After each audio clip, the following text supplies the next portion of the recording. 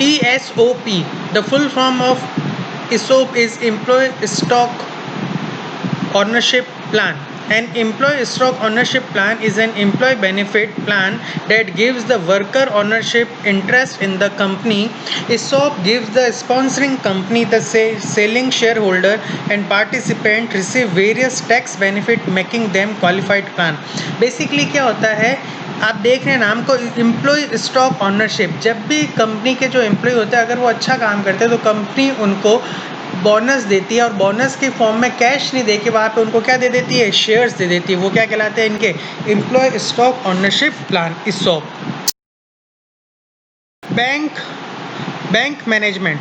In general, bank management refers to the process of managing bank statutory activity. Basically, bank management का मतलब है कि bank की जो एक्टिविटी है डिपॉजिट और लैंडिंग से रिलेटेड उसको आपस में मैनेज करके चलना, ताकि जब भी डिपॉजिटर बैंक में पैसा लेने आए तो पैसा अवेलेबल हो, और जो भी पर्सन लोन लेना है तो बैंक उसको इजीली लोन दे सके. Bank management is characterised by specific object of management, financial relation connected with the banking activity and other relation also connected with the implementation of management function in banking. The main objective of bank management is to build organic and optimal system of interaction between element of banking mechanism with the view to profit. Successful optimization of the profitability risk ratio in bank lending operation is largely determined by the use of effective method of bank management.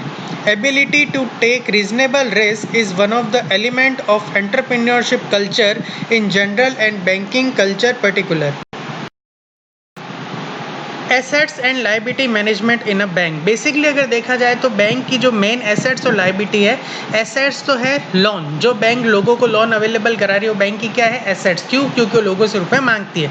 Liability का मतलब होता है जो लोग bank में अपने रुपए deposit करा रहे हैं, तो बैंक की लाइबिलिटी है कि उन लोगों को उनके रुपए वापस अवेलेबल कराए. तो डिपॉजिटर क्या है, बैंक की लाइबिलिटी. तो बैंक को इनके बीच में क्या करना चाहिए, मैनेजमेंट बना के रखना चाहिए.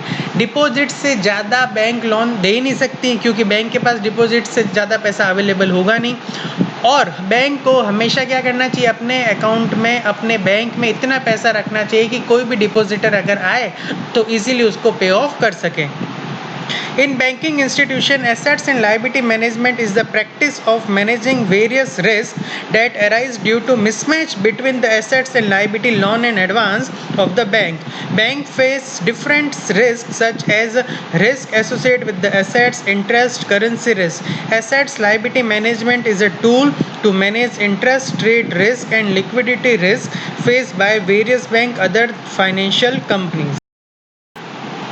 RRB, the regional rural bank. जैसा कि आपको नाम से पता चल रहा है, ऐसी बैंक जिसका मेन ऑब्जेक्टिव रूरल एरिया के लोगों का डेवलपमेंट करना है, उसके लिए जो बैंक बनाई गई है वो क्या है, regional rural bank. The RRB were established in 1975 under the provision of ordinance on 26 September 1975 and Regional Rural Bank Act 1976 with the view to developing the rural economy by providing for the purpose of development of agriculture, trade, commerce, industry and other productive activity in the rural area, credit and other facilities particularly to the small and managerial farmer, agriculture labor and artisan and small entrepreneur and for matter connected therewith and incidental thereto.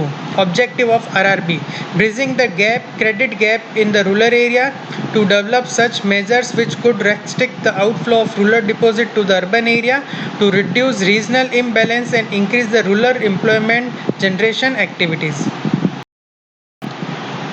Liquidity risk. Liquidity is bank capacity to fund increase in assets and meet both expected and unexpected cash and collateral obligation at reasonable cost and without incurring unexpected losses. Liquidity risk is the inability of bank to meet such obligation as they become due without adversely affecting the bank financial condition. Effective liquidity risk management helps ensure a bank ability to meet its obligation as they fall due and reduce the profitability of an adverse situation developing. This assumes significance on account of the fact that liquidity crises even at a single institution can have systematic implication. Traditionally, liquidity has been defined as the capacity of financial institution to finance increase in their assets and comply with their liability as these mature. Bank capital. Bank capital is the difference between bank's assets and its liability, and it represents the net worth of bank and or its equity value to the investor. The assets portion of bank capital include cash, government security and interest earning loan. The liability section of bank capital include loan loss reserve and any debt it's on. A bank capital can be thought of as a margin to the which creditor are covered if the bank would liquidate its assets. NPA is non performing assets. NPA का मतलब होता है जब भी कोई customer bank से loan ले रहा है और अगर वो कस्टमर बैंक की इंस्टॉलमेंट को पेड करना में फेल हो जाता है, पेड नहीं कर पाता है, तो वो लोन बैंक के लिए क्या बन जाता है? NPA, non performing assets. A non performing assets refers to a classification for the loans and advance that are in default or in arrear. A loan is in arrear when the principal or interest payment are late or missed. A loan is in default when the lender considered the loan agreement to be broken and the debtor is unable to meet his obligation.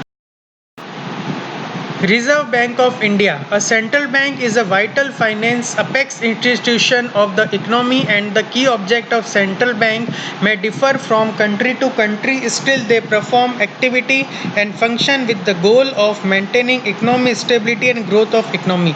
Basically, Reserve Bank of India क्या है? Head of bank, बैंकों का bank. जो भी आप ICICI, SDFC, Yes Bank, SBI, PNB bank, जितने भी bank के नाम सुनते हो, उनके ऊपर जो कंट्रोल होता है वो कंट्रोल किसका होता है? Reserve bank of India. देश की जो सबसे बड़ी बैंक है वो क्या है? Reserve bank of India. Function of RBI. First is issue of currency. हमारे पास में जो भी नोट कॉइन्स आते हैं उनको छापने का काम किसका होता है? इशू करने का काम किसका होता है? Reserve bank of India. RBI decide करती है कि कितने नोट हम छापेंगे, कितने मार्केट में सर्कुलेट होंगे. Bankers of bank. बेसिकली देखा जाए तो बैंक को भी पैसों की रिक्वायरमेंट रहती है. आईसीआईसी बैंक हो गई, एचडीएफसी हो गई, एसबीआई हो गई, पीएनबी हो गई, जितनी भी बैंक है उनको भी पैसे की रिक्वायरमेंट रहती है. तो बैंक किससे लोन लेने जाएगी? तो बैंक को लोन देने के लिए एक हेड है उनका, वो कौन है? RBI, reserve bank of India, जो उनकी लोन की फैसिलिटी देता है.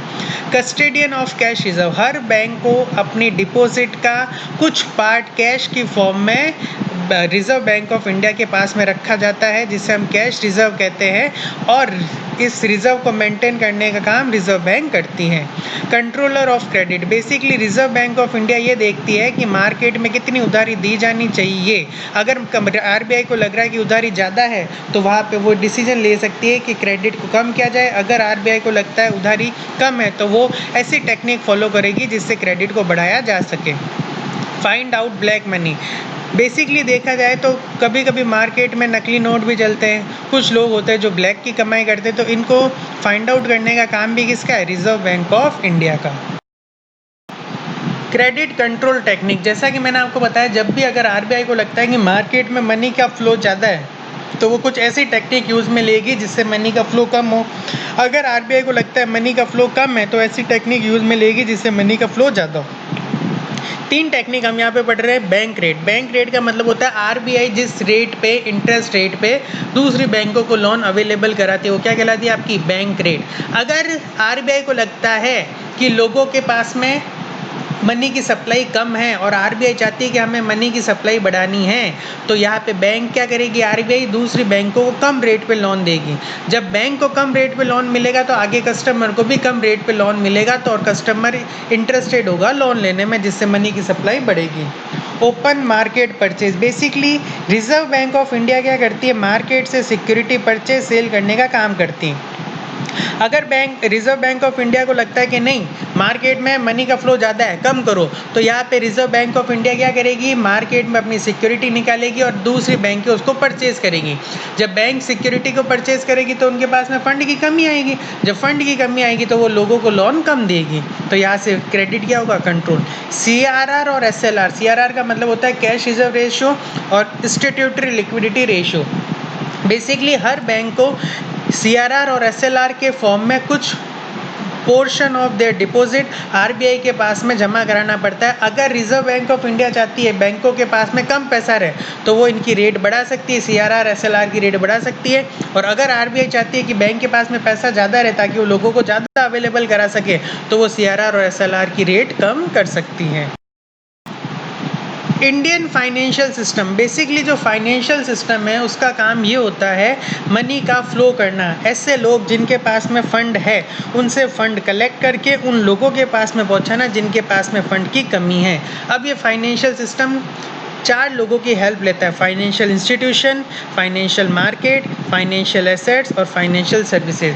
फाइनेंशियल इंस्टीट्यूशन लाइक बैंक हो गए और नॉन बैंकिंग इंस्टीट्यूशन हो गए, जो एक इंस्टीट्यूशन, एक प्लेस का काम कर रहे हैं जिसके थ्रू आप क्या कर सकते हो, पैसे एक जगह से दूसरी जगह ट्रांसफ़र कर सकते हो। तो फाइनेंशियल इंस्टीट्यूशन में आते हैं बैंकिंग और नॉन बैंकिंग इंस्टीट्यूशन। इनको भी आगे क्लासीफाइड किया गया है, कॉमर्शियल जिसको 2 पार्ट में बांटा गया है, private and public, cooperative, regional and foreign sector bank. Market का मतलब होता है ऐसा प्लेस जहाँ पे परचेज सेल की जाती है। अब हम यहाँ पे बात कर रहे हैं फाइनेंशियल मार्केट, तो ऐसा मार्केट जहाँ पे पैसों का लेन देन होता है वो क्या कहलाता है, फाइनेंशियल मार्केट, जिसको 2 पार्ट में डिवाइड किया गया है, ऑर्गेनाइज एंड अनऑर्गेनाइज। इसको भी 2 पार्ट में डिवाइड किया गया है, कैपिटल और मनी मार्केट। कैपिटल मार्केट वो मार्केट है जो लॉन्ग टर्म सिक्योरिटी में डील करता है। इसमें भी 2 तरीके होते हैं, प्राइमरी और सेकेंडरी मार्केट। जब कंपनी फर्स्ट टाइम अपने शेयर मार्केट में इशू कर रही है तो वो कहलाता है प्राइमरी मार्केट, और जो शेयर इशू हो चुके कि लोगों ने खरीद चुके और वो लोग आगे सेल कर रहे तो वो क्या कहलाता है, सेकेंडरी मार्केट। मनी मार्केट, ऐसा मार्केट जो शॉर्ट टर्म सिक्योरिटी में डील करता है वो क्या कहलाता है, आपका मनी मार्केट। फाइनेंशियल इंस्ट्रूमेंट कुछ नहीं होते, शेयर्स, डिबेंचर, जिनके थ्रू या जिन चीज़ों में आप डील कर रहे हो वो आपके क्या कहलाते हैं, फाइनेंशियल इंस्ट्रूमेंट। फाइनेंशियल सर्विसेज को 2 पार्ट में बांटा गया, फंड बेस्ड और फ्री बेस्ड। फंड बेस्ड का मतलब होता है जिसमें आपको एक साथ पैसे देना है, leasing, hire purchase, consumer credit, bill discounting.